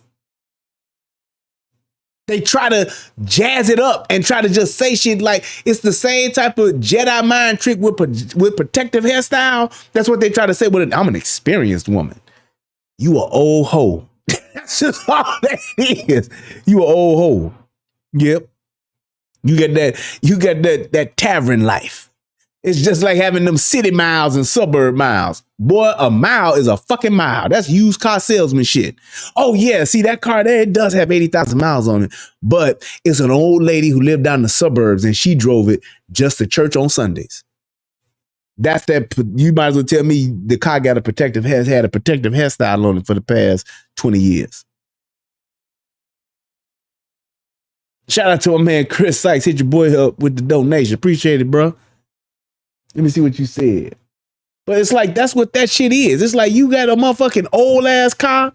That motherfucking city miles or suburbs miles is still miles. And shout out to my man Billy. Go hit your boy with a donation yesterday too. Thank you, sir. Good to see you back. Good to be back, my guy. Let's see. For big facts, I'm one of those gaming nerds. There it is. But it's like when you talking about that kind of shit, don't no man want that. Y'all try to, and then y'all try to shame a man when he say he don't want that. Well, bitch, you the one that wasted away your motherfucking youth on the dick carousel, fucking all these other niggas that had money and taking you out on trips and getting you flued out. You did that. We didn't. We couldn't get your time of day. But here's the thing. That same nerd, that same geek, that couldn't get your time of day, because every time he tried to holler at you, you looked at his shoes and was like, nah, I'm straight, because he ain't have on Jordans, or he didn't have on the Yeezys. That same nigga that you looked at that didn't have a car, or he had a car, but it was a hoopty, because you was getting in the car that had rims, because you was a car booty. Remember niggas back in the 90s said, you a car booty, bitch. Bitch, old car booty ass bitch. But that same nigga, now, he not only may either got his shit together, he can still be that same kind of nigga, but because he has access to women in other races, other cultures, other nationalities, those women understand the value in a man, so they don't mind a nigga being a nerd because they might be a nerd. How many black female nerds out here? What, maybe 0.3%? And even them bitches be wanting a thug nigga. That nerdy ass looking white girl with the thick glasses on that's just as good at Fortnite as he is, she at least don't want to get ran through by the bad boys club. Well, if that was the bad boys, it would probably be Diddy, and that would probably just be all boys. Yeah. Instead of bad boy, it'd be all boy. I think Diddy gonna change the name of his rap record label from Bad Boy to All Boy. All boy, come out and play. That's what he gonna do. Diddy gonna be like, all boys, come out and play.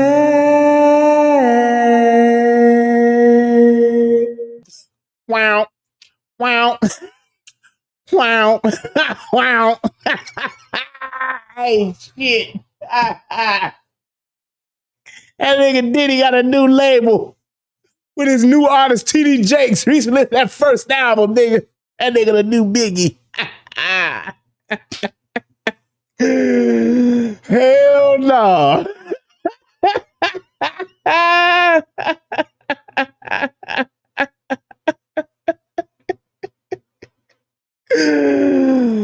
Hell no. Ignorant as hell.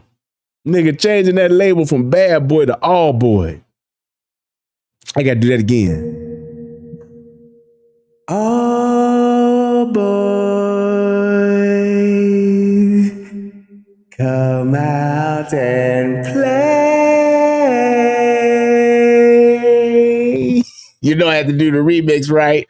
Oh.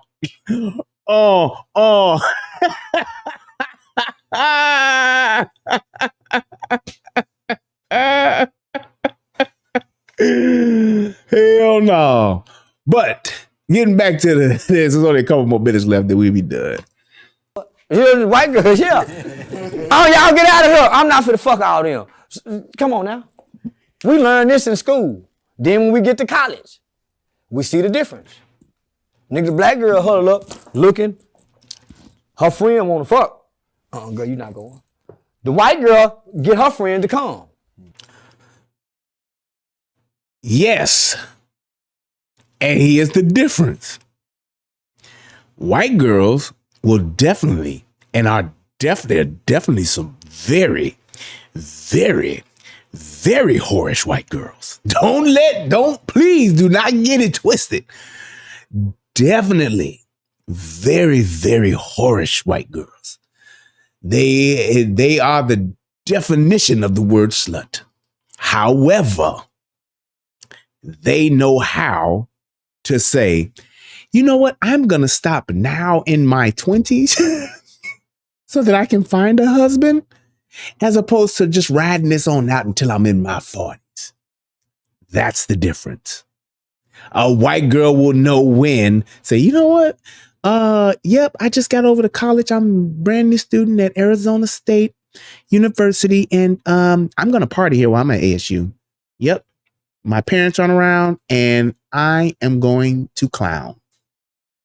Dick Carousel, sign me up. That's freshman year. Sophomore year.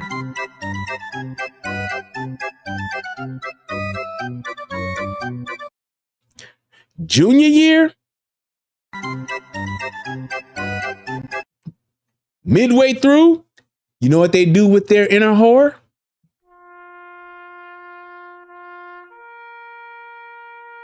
They lay that inner whore to rest. And they do what? They find a husband. That's what they do. They get their shit together. And then they say, okay, I've had enough. Let me go ahead and get my shit together, because I know I ain't getting no younger. And by the time I hit 30, I'm going to hit that wall, and I need to be locked in to where motherfucker can see more than just this ass and this pussy and these titties, because they ain't going to be looking the same, so they can look past that and see who my inner self is and what other qualities I bring to the table. That's just what they will do. They will cool out, sit their ass down, and get their shit together. What you say now, Chuck? And that's a for sure right on. And see the problem, you missed the whole point. Shrapnel. You're so focused on the hashtag not all that you're not even concerned about the greater majority. That's just what it is. He said Ivanka Trump. It's like there is nothing that you can say is absolute, but in general, you'll see a white woman that'll get married 4 or 5 times. How many black women do you see get married 4 or 5 times? Do you understand that if a woman, and I know of several white women I've worked with over the years, old white women, on their 5th husband.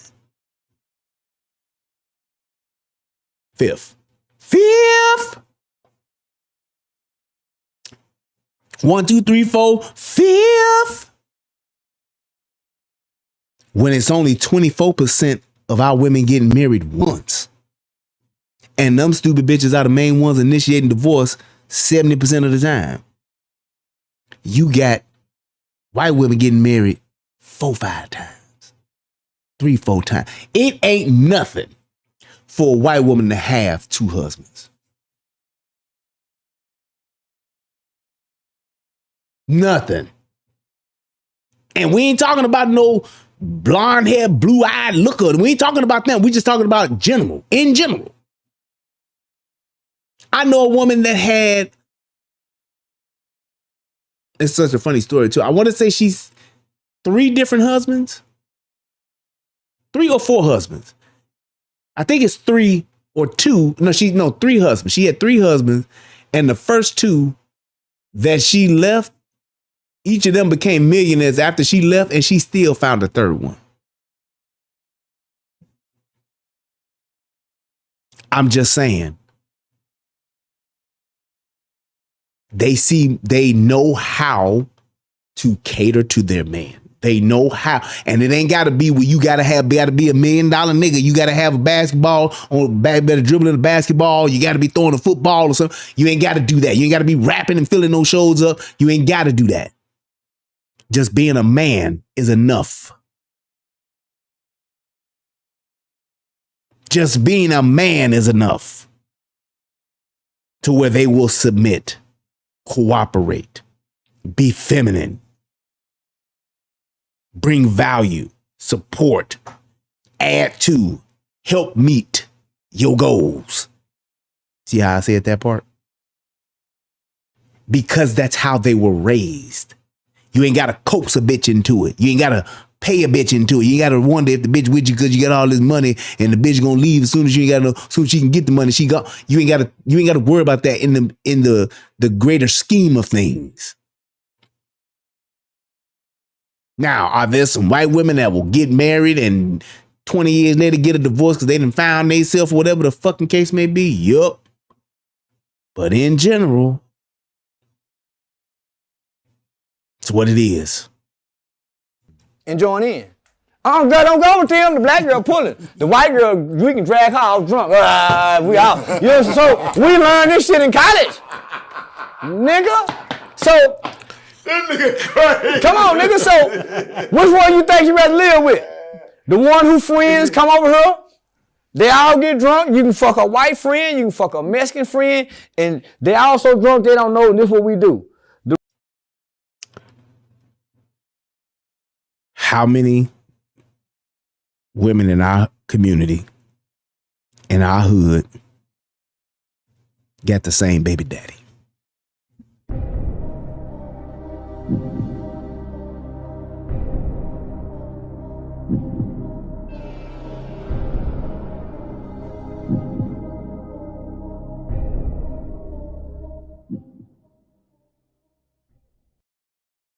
How many women in our hood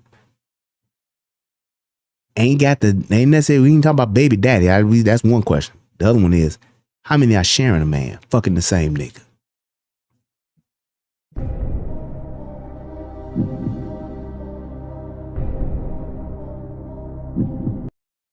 I'm just saying. That shit, and it's like, I don't understand how we like the and this is something that has just been put on just Asian, not Asian, but white women. They say, oh yeah, they hoes and they shit. Man, look, it's just as much hoeing going on from a white woman's perspective as it is with a black. Don't y'all never think that white women are hoeing more than black women. That's not the case. That's just not true. And I don't understand how niggas who from the hood and live in the hood, I don't understand how y'all niggas be saying that. I don't understand how black women, well, I understand why they would say it and lie, but I don't understand how niggas let that shit be said around them and they don't say shit. Ain't no fucking way you gonna ever have me believe that it's more white women hoeing around than it is black women. Nigga, I grew up in the Wild Hundreds, south side of Chicago. 12 deuce lowdown, nigga. 12, ain't no way you gon' I've seen it. I've seen it. I've seen too many niggas go to war over fucking the same girl at the same damn time, I've seen too many niggas get killed because they was arguing and going back and forth over the same bitch that they're both fucking at the same time. I don't think that I've ever seen a situation in my hood where niggas was at war with each other over a bitch and they both wasn't fucking her. Not that it was one like her and the other one got her. No, they both fucking her and they found out about each other and now they going back and forth and them niggas at war over that bitch. And one or the other wind up getting shot or dying altogether because of that bitch.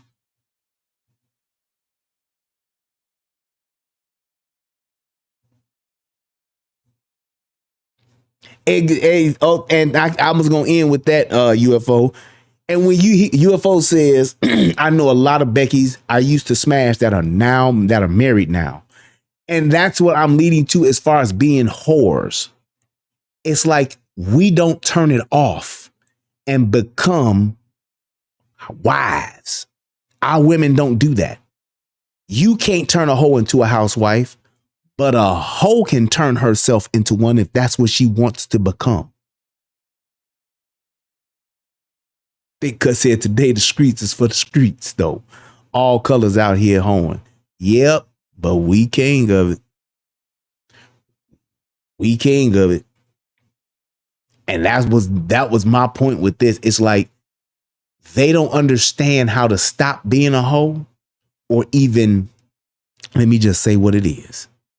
They don't even want to stop hoeing until they stop getting the attention, until they're in a bad situation, until they're facing being homeless, until they are facing losing something. And Thick Cut, I need you to give me an intro and an outro. Email me a price, bro. I need an intro and an outro from you. Let me know what it is. If I can afford it, we can do it. But I need something for an intro. I need something for an outro. Holla at your boy. But I'm just saying, when you look at that, that's the difference. There are plenty of white women that were whores in college, and they knew how to stop in enough time to become a wife. They knew that hoeing ain't life. What do our women say? Hoeing is life. Hoe is life. Hoes is winning. Sad bitches is winning. Those are the terms our women came up with. So y'all niggas could try to throw that shit out there. They all doing it. Let me tell you something. Ours are doing it, and they ain't stopping. Can't stop, won't stop. Take dick, take dick.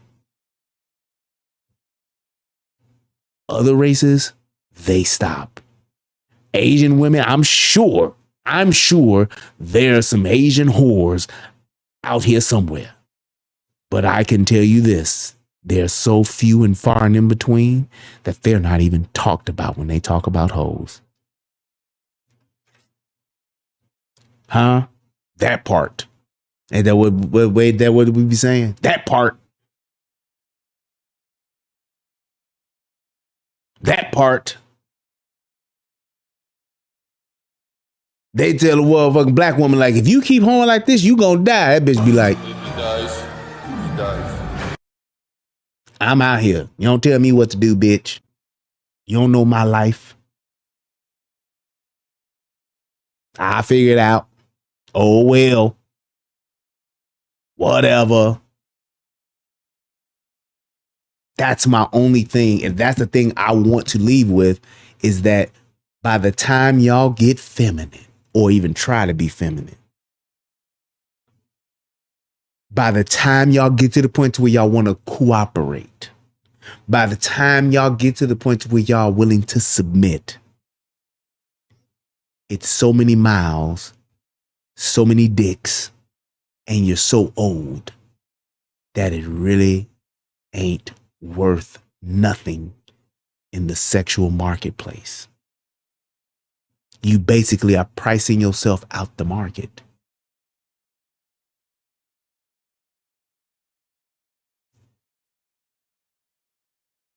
That's just what it is.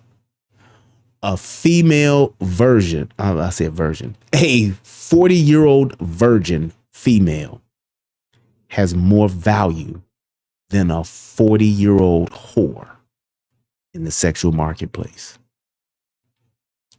A 50-year-old virgin, why am I fucking up my words? Virgin female has more value in the sexual marketplace than a 50-year-old whore.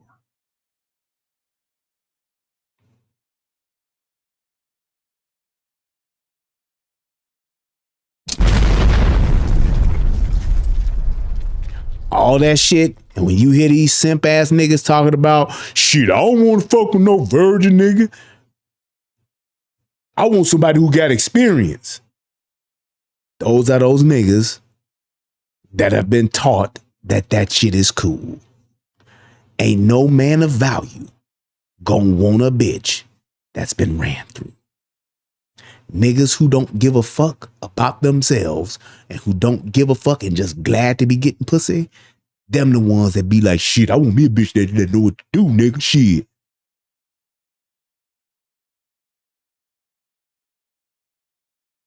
Exactly, UFO Kamikaze said, a free clinic experience. Exactly.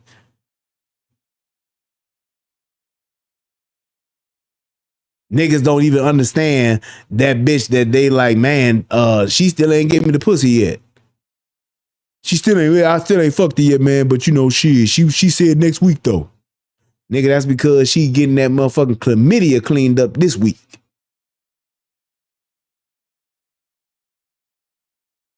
And she know you ain't getting no pussy. So she know if she fuck you now and you get some shit, she know that you gonna be like, damn, she been the one fucking somebody else. That's how I got it. So she like, nah, I just want to wait 2 more weeks. Then we can, I want to do it, but I just want to wait. Can you just wait 2 more weeks? I just got my rule. And your goof ass like, okay, we ain't got to wait. We can wait a little bit longer. Yeah, let's just wait, okay? And your ass like, Alrighty then.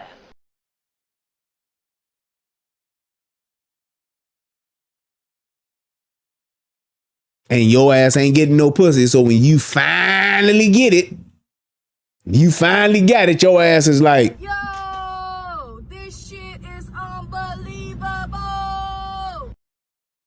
It's like Eddie Murphy said in it was either Raw or Delirious. He said, if you starving and you give a nigga a cracker, that was in Raw. You give a nigga a cracker, a nigga be like, God damn, that's the best cracker I ever had. That cracker was good. What the fuck was that? Was that a Ritz? Was that a Ritz? It's a fucking cracker. You just ain't had nothing to eat, motherfucker. You been starving. That's just what it is. I say all of this to say, hey, to our women, there is a ton of value for the longevity of your life to set yourself up for the win. Not just for winning the season, not just winning a game. To set yourself up to win a season, to get a Super Bowl ring. There's value in being feminine, being fit, being submissive, being cooperative. The men that y'all ultimately want,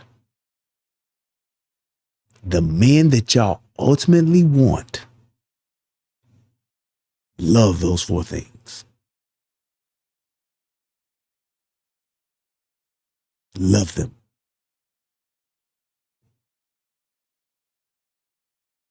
Just saying. I talk about my wife and talk about all of the things I love about her. Yes, my wife is attractive, but I tell you this. I love the fact that she's feminine, that she's fit, that she's submissive, and that she's cooperative. Those are some of the most attractive things about my wife. From a wife standpoint, to be like, man, why I married her, why I love her, why I like being with her, being around her, spending time.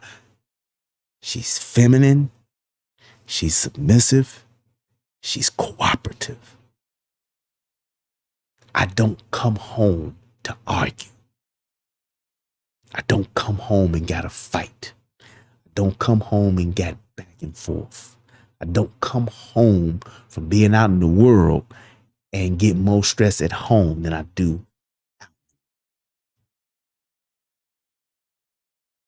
I'm just saying. And I wish that the women that hear this, that are like us, I wish that they would take advantage of what I'm saying and begin to apply it to themselves.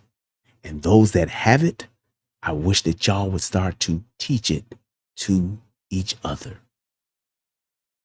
Teach it to your daughters. I tell people all the time, I'm raising a wife in my daughter. My daughter's going to be a great wife from what I'm teaching her and what her mother is teaching her. Yes, she's going to be not just a great person, not just a great mother, but she's going to be a great wife. We need to start aspiring. Black women, y'all need to start aspiring to being good wives. And it ain't about, well, y'all men got to start. No. Y'all need to start aspiring to be great wives. Because if you do that, you will have increased options of men. And you ain't got to put it on the men. Well, it be the black men too. Y'all got to get your shit together and you will get the options that you will have more options to choose from a husband perspective. Dick is free. What's that song? Love don't cost a thing. Dick don't cost a thing. But a husband gotta have something special about you. Get one of them. Especially when you want to be with.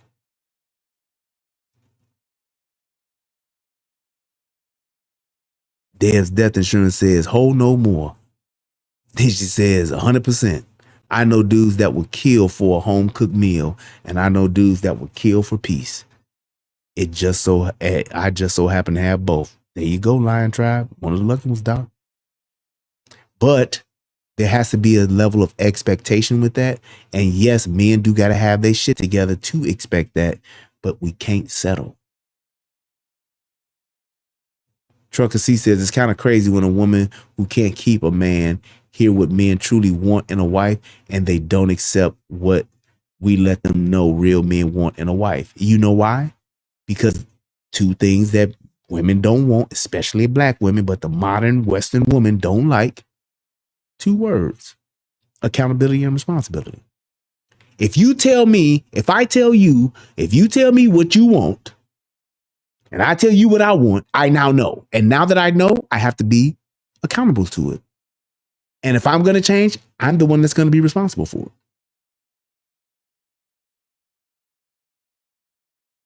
She said, had to learn the hard way and want to shake married friends for not understanding. I don't know if she said, I want to shake married friends for not understanding. Pride. And it's like that pride takes apart into, it's not so much more pride because women naturally, they will do whatever it takes to survive. But when you got options like OnlyFans, Instagram, simp ass niggas, then you just do what, when you compare those three things to say, I could either get my shit together or I'll have these three options and I could do what the fuck I want to do, even though it won't really make me truly happy, but I can still do what the fuck I want to do. You gonna take that over that. That's a teenager's mentality. I'll do what I want and pay the consequences later. It's just like when you see those teenagers that commit murder, kill their parents, kill their friends, kill their best friends and all that shit. And then once they don't really understand what the fuck is going on until they get sentenced, that's when they fall out and start crying, saying, why, mommy, why, daddy, why? That's when they really freak the fuck out, is when they get sentenced. When they get them 47 years, you get 25 with an L. And they realize I'm going to be in jail for the next how many years? I ain't eligible for parole until I'm 55? What the fuck? That's when it hits. It hits home then.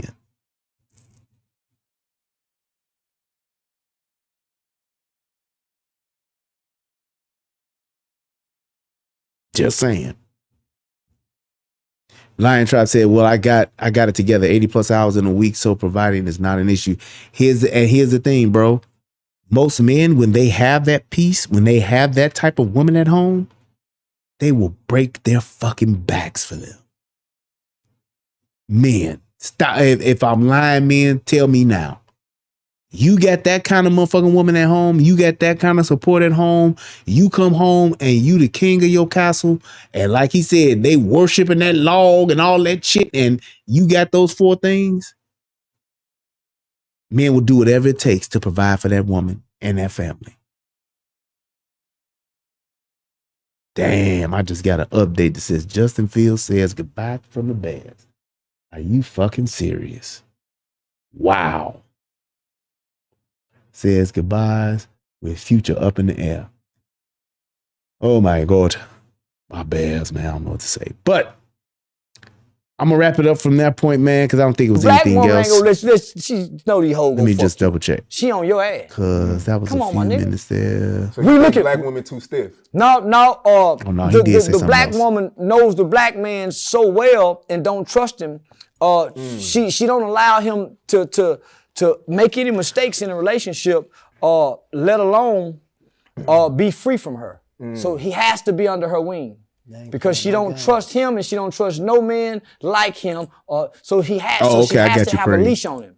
She got to have a leash on him. He can never just be, hey, baby, I'll be right back. And when he come back, hey, baby, shoot, where you been? He can't just never come home.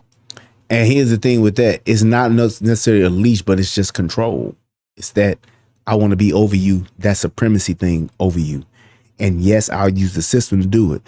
How many times have you seen, and you men know, and we know men who have been in situations where they've been with a woman, been with a chick, got a baby by her, don't want to get married, don't want to really be together, but want to be able to run and control his ass. I'll rather do whatever it takes to make your life miserable and to keep my foot on your neck, whether I'm doing it with child support, whether I'm doing it in the court system, whatever the case, or just flat out being a bitch, holding your kid hostage, using your kid as a pawn because I know you want to be a father. You'll do whatever it takes to be a father. I'll rather do that to you than to actually just be together and commit to you. Because while I'm doing that to you, and I know you're going to do whatever I need you to do because you want to be around your kids and you want to be able to see your kids, or you don't want me to take you to child support court, then I'll be able to control you and go out here and ride that cock carousel.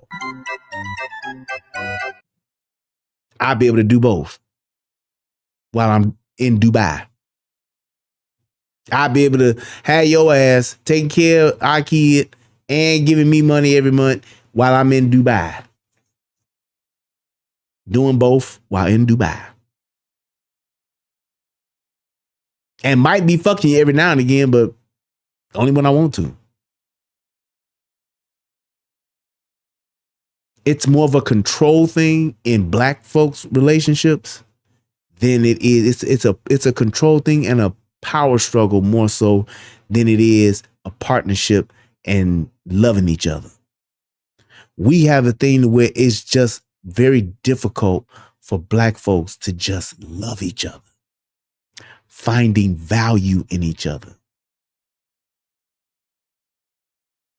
Instead of just being friends. We want to fuck you over, fuck you up, fight you, or finesse you.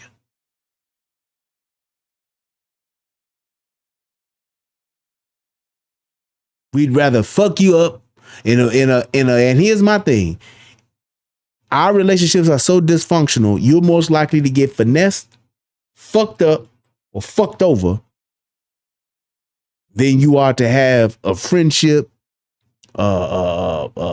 relationship, love, appreciation, respect, honor.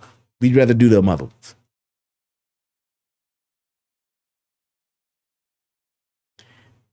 If we don't take a serious look at what we have become when it comes to just the dysfunction of our relationships in today's world, because I can tell you this, and I hear in Tommy says this all the time. We the canaries in the coal mine. We the canaries in the coal mine. And it's like, because we don't have fathers in our homes and because our families are broken, we get the worst of it. We're the worst at it because we don't have those governors in our life. Stable household, stable family lineage. Ain't no more grandmama and granddaddy. It's just grandma, great grandma. You're more likely to find 3 generations of women with no husbands around than you would the other way around.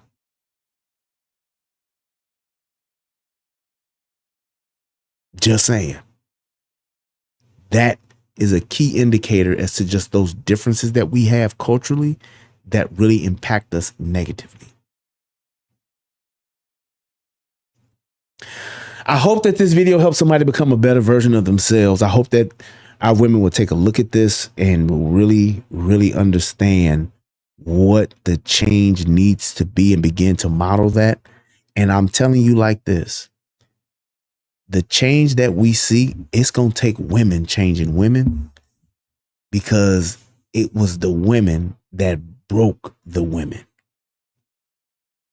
It was those feminist, so-called independent, government-assisted women that bred the generations of women that came after them. And it's going to take those women to stop that cycle and to come back and get us back the other way. To right the ship, if you will. And we are right now in dire need of a huge overcorrect.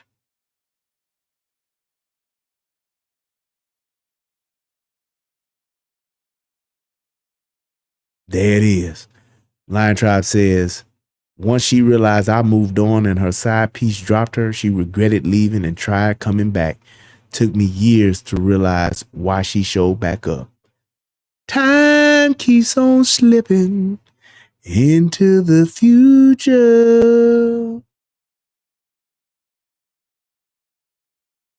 Just saying.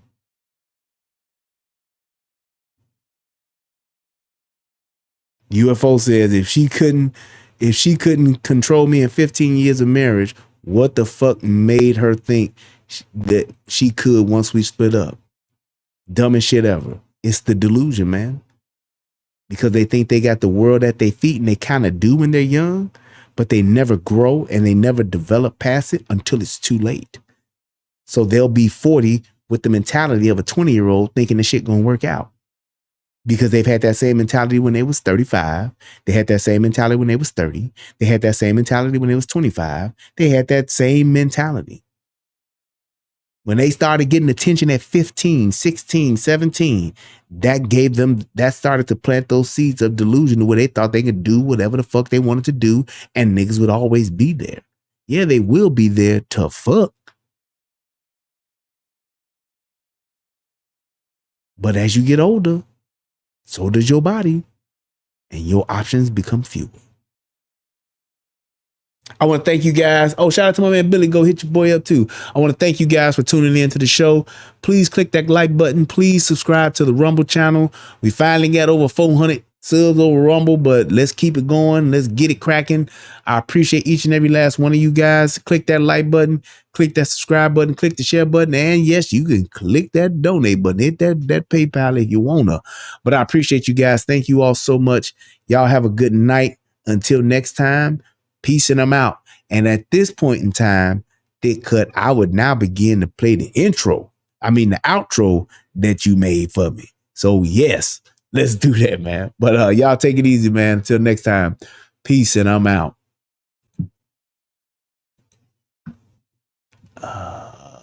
Is that the right one? No, this is. There we go. And then we're going to end.